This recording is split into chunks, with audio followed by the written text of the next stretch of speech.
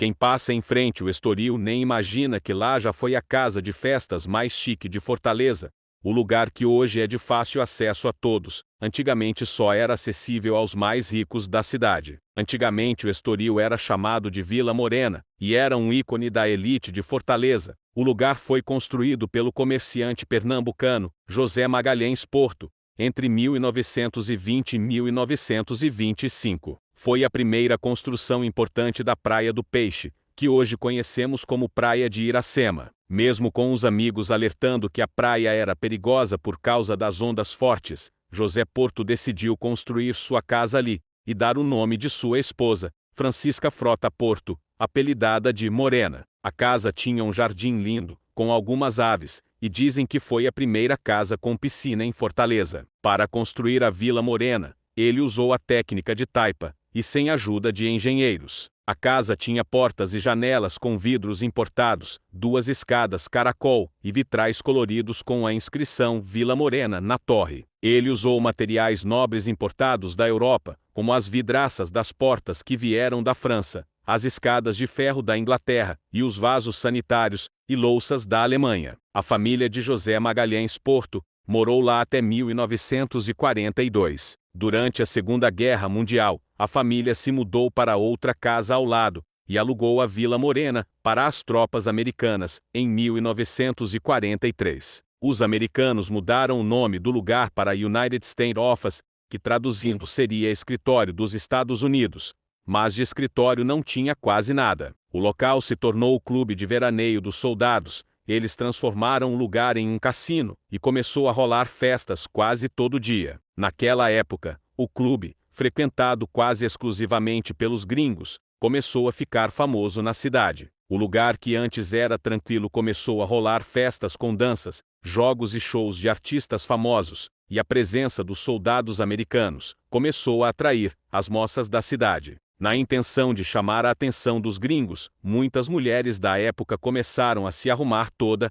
e partir para a conquista. Algumas viam como uma oportunidade de casar com um homem rico, ou pelo menos desfrutar de uma noite de luxo. Já outras só queriam curtir mesmo. Essas mulheres começaram a ser chamadas de Coca-Colas. Elas ganharam esse apelido por terem o privilégio de beber o refrigerante americano, que, na época, só se via nos filmes de Hollywood, e até os mais ricos da cidade consideravam caro. Passando a guerra, os americanos foram embora, e as Coca-Colas ficaram com a fama de mulheres desonradas. A partir de 1948, 2 portugueses alugaram a casa e abriram o restaurante Estoril, especializado em pratos portugueses. Em 1952, José Alves Arruda, conhecido como Zé Pequeno, assumiu a direção do restaurante, que se tornou um ponto de encontro para os intelectuais de Fortaleza. Na década de 60, o Estoril virou palco de discussões políticas, atraindo atenção especial do governo durante a ditadura militar.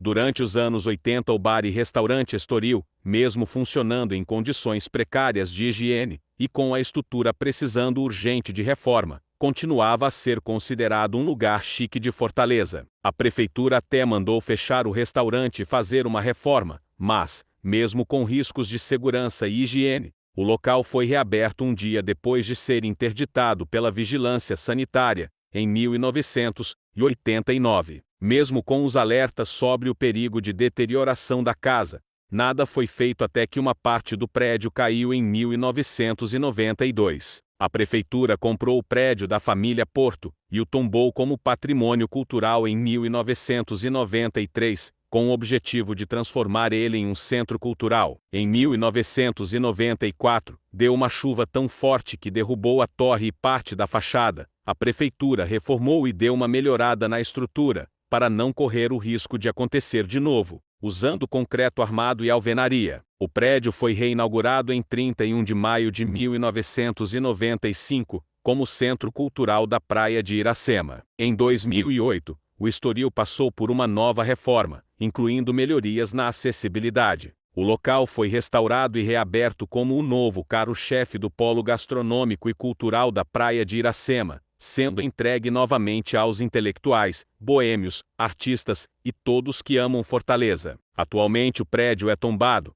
e não pode ser derrubado nem passar por nenhuma reforma que mude a aparência original dele.